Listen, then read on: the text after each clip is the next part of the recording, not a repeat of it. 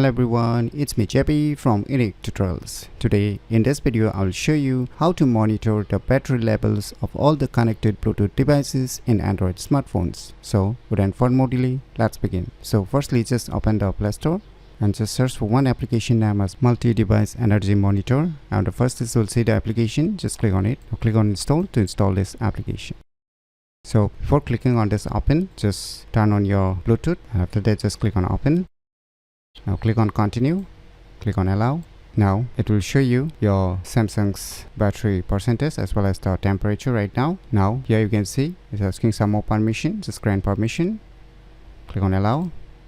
Now you'll see here it's auto detect all my connected Bluetooth devices. As you can see right now how many battery percentage level, so you can see it's monitoring right now. And if your connected Bluetooth device does not show up here, then you can check the compatibility list, and above there are some more settings options.